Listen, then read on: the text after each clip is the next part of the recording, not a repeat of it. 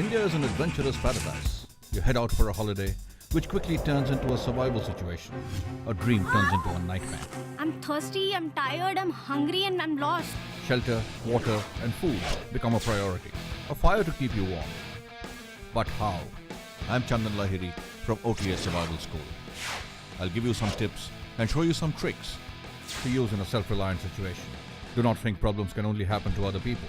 It can happen to you.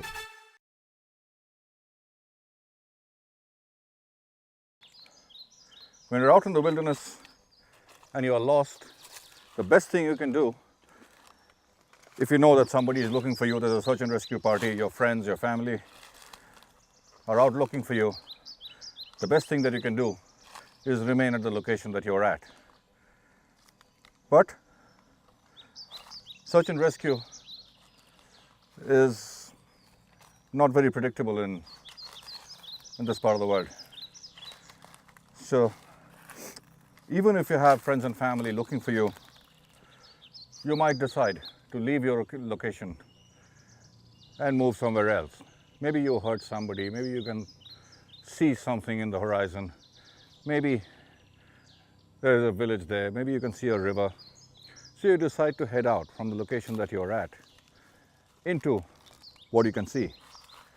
But in case a rescue party comes looking for you and they hit your last campsite, they'll find the campsite, and if you were there, they would find you. That's when the problem starts, because now they don't know what to do and where to look for you. What you need to do is leave a trail, and there are lots of ways you can do that, and let me show you some of them. I'll take off my survival bracelet and I'll hang it on this branch.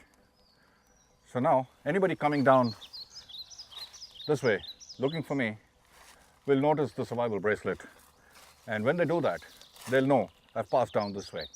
I'm going to be heading down this way, so I need to point the rescue party in this way. So what I'll do is take a bunch of stones and make an arrow on the ground. Now what we have is a very distinct arrow formation using the stones, which will point the rescue party in the direction that I've gone. You can also make an arrow with twigs and branches. So just pick up some twigs, some branches, and again you can make an arrow formation. Again, you need to point them in the direction that you're going.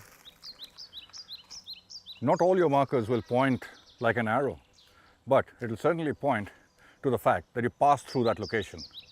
What I'll do here, this is a solitary tree. There's nothing else within 10 feet of it, so it's standing by itself. It's not being camouflaged by other foliage. And I'll use this to leave another marker. Now what I'll do is I'll take off my scarf, and that's what I'll wrap on this branch here,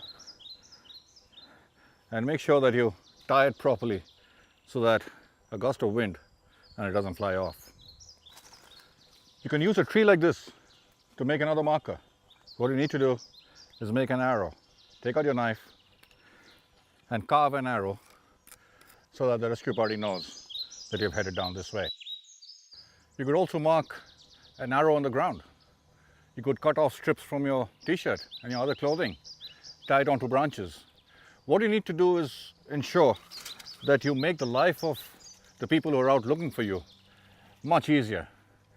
And the way you can do that is by leaving a trail in the direction that you've gone.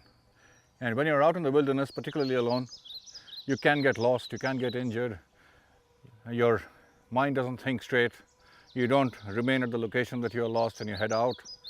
Even if you do, ensure that you leave a trail, making life easier for those who are out looking for you. You don't want them to get lost. In the wilderness, you can get lost. Don't think it can't happen to you. It can happen to you. Learn to adapt, improvise, innovate, and overcome. To learn more tips and tricks, visit this site. I'm Chandan Lahiri, and I hope to see you soon at the OTA Survival School. Leave nothing but footprints. Bring back nothing but memories.